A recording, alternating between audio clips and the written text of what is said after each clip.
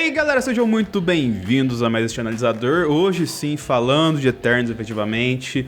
Eu pensei em fazer semana passada algum vídeo, visto a repercussão que o filme estava tendo, meio caótica, meio negativa, mas eu esperei para assistir, falar com mais propriedades para vocês sobre o que aconteceu, o que de fato a galera tá viajando ou não, pelo menos na minha visão do rolê todo. Mas antes disso, gostaria de convidar vocês para estarem conosco na sexta-feira em uma live falando do trailer de O Livro de Boba. Às 8 horas da noite, aqui no Analisador, espero vocês pra gente trocar mais ideias sobre esse trailer e talvez saia mais alguma coisa aí, vamos ver o que vai rolar. Mas 8 horas estaremos ao vivo aqui nesse canal também pra trocar ideia com vocês. Até porque agora o filme é Eternos, e sobre o filme, sobre os personagens, quem acompanha o Analisador já tá sabendo muito bem o que se trata essa galera nesse vídeo que eu fiz há algum tempo aqui.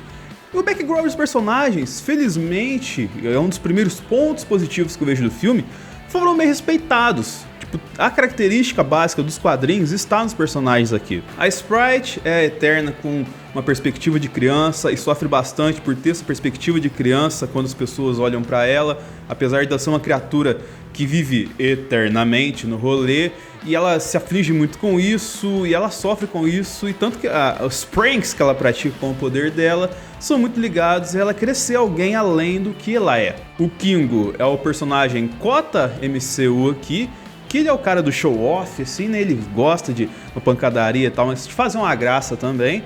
E ele tem o Karun, que é o mordomo dele, assim, que acompanha ele em todo lugar e tal, e que é o Alfred dele. Inclusive as piadas com Batman e DC, que tem também outras piadas com Superman nesse filme, são bem interessantes, pra dizer o mínimo, pra não gerar outra confusão aqui nos comentários. A Makkari usa a super velocidade super bem, e o lance dela se comunicar por sinais, por ela não falar assim, é muito interessante, tanto que chega um momento lá na frente onde a questão tipo, de expressão dela se faz parecer assim, tipo, como uma espécie de algo que veio do fundo da alma, e que o fato dela se comunicar de uma forma, o filme inteiro te dá essa explosão da seriedade da coisa que aconteceu com ela. Você também tem o Phastos, que é o personagem do Brian Tyree Henry, que é um outro ponto que vai agredir muito o conservador que é liberal na economia e que vai assistir o filme porque ele é um personagem gay.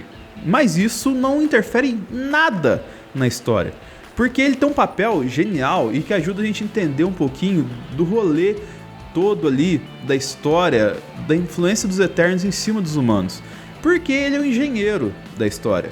Ele sendo engenheiro, lá atrás, na época da Babilônia, ele já tinha inventado um motor a vapor, tá ligado? Já tinha desenvolvido toda uma tecnologia para isso, utilizando os recursos da Terra, chegarem até um local que vai fazer o ser humano evoluir e tal. Só que ele tinha que controlar vamos colocar assim, a vontade dele de ajudar o ser humano para fazer ele se desenvolver e se tornar uma criatura, um ser mais inteligente, racional perante os desafios que a Terra tem para propor ao ser humano como espécie. E isso é muito interessante por conta de que você soma isso ao personagem do Druig, que é um personagem que queria meio que fazer tudo, meio que apaziguar da melhor maneira possível, sem dano possível.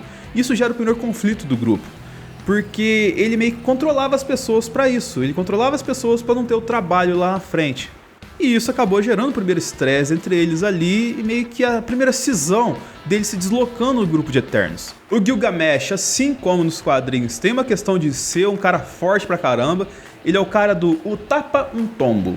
E isso é muito interessante porque ele faz isso quando o mal ameaça eles, mas quando ele tem que proteger aqueles que ele gosta, aqueles que ele ama, ele não mede esforço para fazer isso. E um exemplo disso é ele, vamos colocar assim, dedicar sua vida a cuidar da Tena, que é a personagem da Angelina Jolie e que pra mim é a melhor Eterna do filme.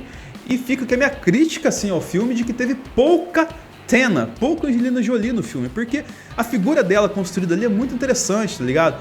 Tem a questão do herói preocupado com a guerra, a questão do cientista que tem uma visão além do alcance, analisando algumas coisas que vão acontecer. Isso tudo somado a uma atuação excelente que a Angelina Jolie sempre entrega. Você sente a dor, você sente o drama que ela tá passando ali. E também toda a plasticidade dela também. Você vê que ela tá num nível acima dos caras, entendeu? Então, tipo assim, eu quero um filme de Eternos protagonizado pela Tena. Ou então joga ela no Guardiões da Galáxia lá que vai dar certinho também. E que, cara, a demonstração toda da questão bélica dela, tal assim, de ela ser uma guerreira super poderosa e tudo mais, preparada pra guerra com uma mente voltada pro combate, é muito interessante porque isso tem um lado positivo, das cenas de combate dela serem maravilhosas, ela esteticamente é excelente, só que ela tem um drama. E aí no drama que se faz valer você escolher a Angelina Jolie pra interpretar ela. Por conta que ela entrega um drama excelente. Na questão, tipo, de ser uma pessoa que, pelo fato de ter esse ambiente bélico na história dela, assim, ela tem uma visão um pouco além do alcance. Então ela consegue enxergar algumas coisas que eles não enxergam. E nisso ela acaba virando um problema pra parte dos Eternos. Problema esse que momentaneamente tem que ser resolvido pela Ajak, da Salma Hayek, que é, entre aspas, a Eterna mais experiente de todos ali, que conviveu mais com os seres celestiais, principalmente o Arishem, que é, vamos colocar assim, o celestial que mandou a galera toda ali, e que esteticamente lembra muito o celestial que apareceu anteriormente no Guardiões da Galáxia, naquelas explicações que o colecionador fazia. Nitidamente ela tem uma resiliência maior para lidar com tudo, ela tem um fator de cura que é muito interessante, que é um ponto importante de se levar em conta, e isso torna ela como uma figura maternal de todo o grupo e também das pessoas que convivem com os Eternos no início da história, porque o encaixe dos Eternos ao longo da história é bem interessante, pois meio que os Eternos explicam o que na história da humanidade parece que é bruxaria, coisa alienígena. E esse plot colocado no filme, e aí já começa a gente a falar um pouquinho da direção da Chloe Zhao, é excelente. Porque pra explicar todo esse rolê, o filme tem um tom que ele foge um pouco do que a galera conhece como o tom do MCU. E talvez nesse ponto ele acaba quebrando um pouco a expectativa da galera, e aí que veio provavelmente o grande hate de que ele estruturalmente não lembra um filme do MCU, que sei lá, tem o primeiro drama, pancadaria, o segundo drama, pancadaria, a jornada final do herói tentando voltar para derrotar o vilão, a pancadaria final e acabou o filme. Cheio de piadinhas, cheio de trocadilhos, cheio de escolhas bem convenientes, que é o que todo mundo conhece, todo mundo gosta de ver na Marvel. E o fato dele ter uma estrutura diferente pega porque essa estrutura diferente, na verdade, não é uma estrutura inédita. Logicamente, a direção da Chloe Zhao tá ali, você tem uma assinatura bem interessante, mas tem um limite entre a direção da Chloe Zhao e o que o MCU entrega. Tem uma linha assim, e essa linha é importante porque se fosse muito Chloe Zhao, esse filme sim ia ficar muito arrastado, ia ficar chato. Mas se fosse muito Marvel também, mudando um pouquinho a régua aqui, ele ia ficar mais uma explosão carro-mulherio que todo mundo tá acostumado a ver e que todo mundo critica, porque a Marvel só copia ela mesma. E é nesse limiar que eu falo que ele não parece uma coisa inédita, porque a estrutura desse filme lembra muito Vingadores Ultimato. Você começa o filme num momento meio de ápice, conhecendo os personagens. Depois tem um longo momento de reflexão e análise e tentando descobrir algumas coisas ali pro desenvolvimento da trama, para lá no final, novamente, você ter outro momento épico, grandioso e tal assim. Então ele tem uma estrutura, tipo assim, ele começa grande, tem um grande momento linear para depois ficar lá grandão de novo no final. E talvez por ter essa estrutura parecida com Vingadores Ultimato, no macro, que a galera meio que tá hateando o filme assim, porque talvez achou que o filme fosse muito mais pretensioso do que ele é. Mas se você parar pra pensar, e olha que ainda faltam 2 personagens pra eu dar o background aqui. 3, mas é que esse último... Você está contando a história de personagens que viveram todo o tempo, e não é só um grupo de 2 ou 3, é tipo é um time de futebol, tá ligado? De personagens pra você contar histórias e dar contextos e explicar motivações e dramas que eles têm. E, cara, isso não tem o que você repreender no filme, efetivamente. Você tem todos os pontos ali bem colocados. Que então a gente chega em 2 personagens muito importantes pra trama, porque que é o Ikaris, que é, na verdade, a representação do Superman. Ele é comparado ao Superman pela Chloe Zhao várias vezes no filme. Ele tem muito de Superman de Zack Snyder no filme. O fã de Snyder vai adorar o Ikaris. Só que ele se revela lá na frente um cara um tanto quanto diferente. Uma versão diferente do Superman, mas que já tem umas 300 mil saindo ultimamente, inclusive nesse card que você vai clicar aqui e assistir o vídeo depois. Porque ele que meio nessa questão de manter a sua postura, a sua missão, ir atrás do que ele foi feito e executar tudo que tem que ser executado até o fim, ele acaba meio que virando a chavinha e virando o grande plot twist do filme. Que plot twist é esse? Espera um pouquinho que vamos conversar um pouco mais detalhadamente sobre ele, porque ele tem uma conexão muito forte com a Cersei. E o lance da Cersei, eu gostei muito que eles adaptaram o conceito da Cersei, que parecia bobo nos quadrinhos, mas fez total sentido para construir o personagem. A Cersei é apaixonada pela criatura humana, e isso reflete em todos os Eternos que eu citei anteriormente. Porque os Eternos, ao chegarem na Terra e ao conviverem com o ser humano e meio que criarem o ser humano para ser essa criatura que ia levar a Terra adiante, acabaram se apaixonando por ele. Então ela é muito apaixonada pela cultura que o ser humano é apaixonado. Tanto que ela se apaixona por um ser humano, que é o Cavaleiro Negro do Jon Snow lá, que não aparece quase nada no filme, pelo menos antes dos créditos. E essa fascinação dela pelo ser humano que faz a gente ter o grande ponto importante do filme, o grande background importante de se trazer nesse filme, que é o porquê de que ela seguiu adiante um caminho numa cisão que tivemos nos Eternos. Pois a Jaqen acaba morrendo, é a primeira grande revelação que a gente tem no filme, ao passo que surgem novos deviantes. Só que os deviantes têm o fator de cura também. E a Jaqen, como sendo a Eterna mais conectada com os Celestiais, ela tem a comunicação com eles. E ela passa essa dádiva da comunicação para a Cersei, por conta justamente desse perfil que a Cersei tem, de ter uma paixão pelo ser humano. E por que a paixão pelo ser humano é importante aqui? Pois a grande missão dos Eternos aqui era de cultivar a Terra como um planeta assim de fonte energética para despertar uns celestiais, para despertar Tiamut, que nos quadrinhos é o Celestial do Sonho, mas quase nada aparece dele aqui. Então, basicamente, os Eternos iam criar a Terra para destruir, para gerar um Celestial novo. Basicamente era isso a grande trama do filme.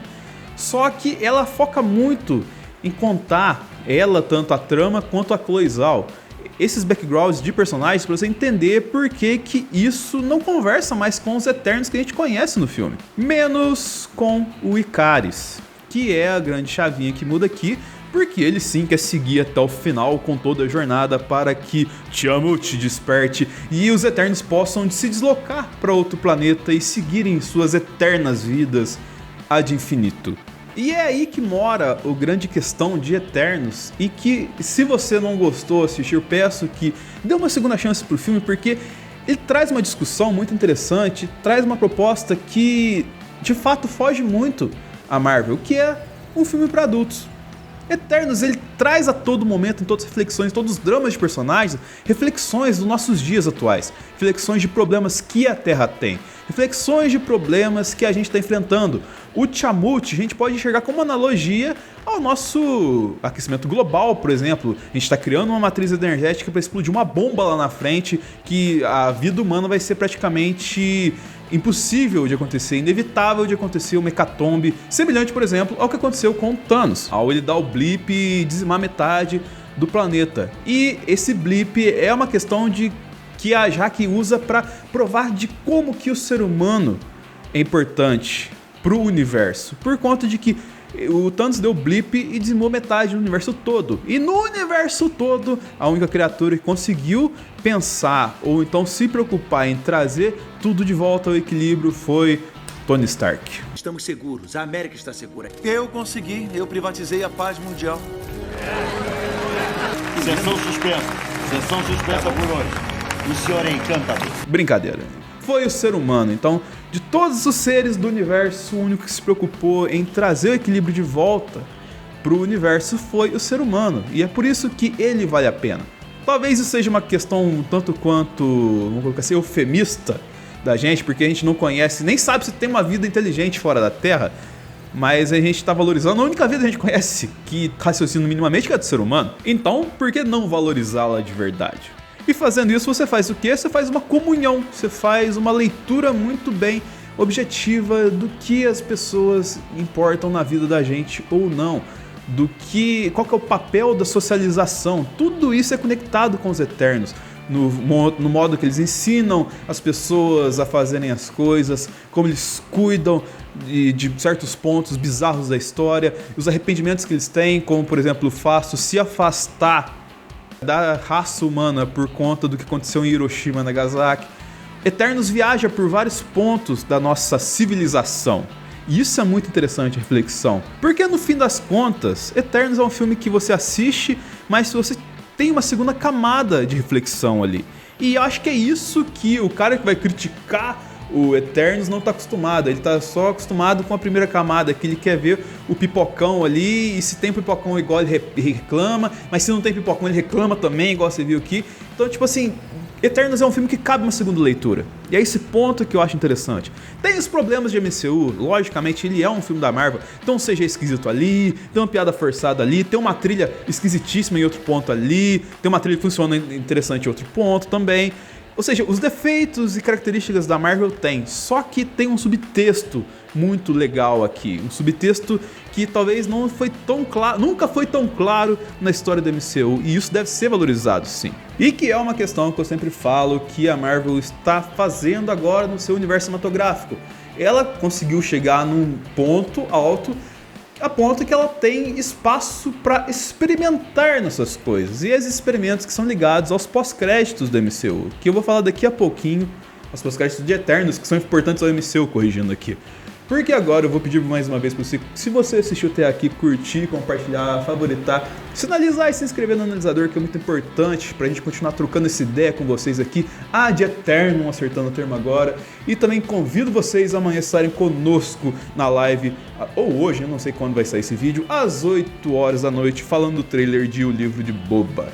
Mais uma obra Star Wars que vamos acompanhar episódio a episódio com vocês em lives maravilhosas, com uma galera também igualmente maravilhosa, assim como os Eternos de Eternos, que trazem novas histórias pra gente aqui nos seus pós-créditos. Primeiro você tem uma figura um tanto quanto interessante e que ajuda, mais uma vez, a dar mais uma leitura a um personagem super adulto da Marvel, que é o Thanos. Pois tem ali o Star Fox, ou Eros, para quem tiver mais afinidade com o nome real do irmão de Thanos. E a figura dele é interessante por conta de que os mesmos pais do Thanos são os mesmos pais de Eros.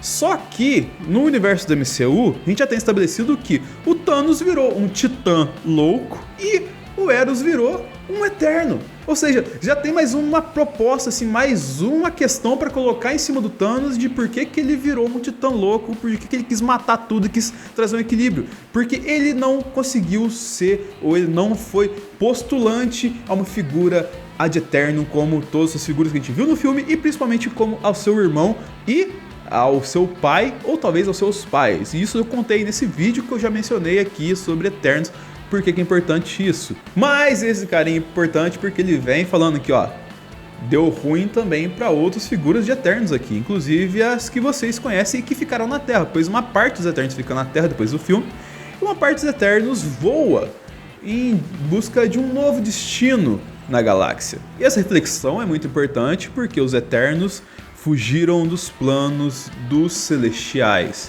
Eles foram contra planos de figuras que, no que tange, né, ao que a gente tem ali no MCU, são os superpoderosos. E isso vai possibilitar o surgimento de outras figuras, como por exemplo a do Cavaleiro Negro, que é o segundo pós-créditos ali, que é basicamente o Kit Harington indo pegar a sua espada de Cavaleiro Negro, e tem todo o background, que ele fica louco, sedento por violência e tudo mais e tal assim, e isso deve ser desenvolvido em alguma obra pela frente, provavelmente uma série do Cavaleiro Negro, que tem toda a cara que vai acontecer agora.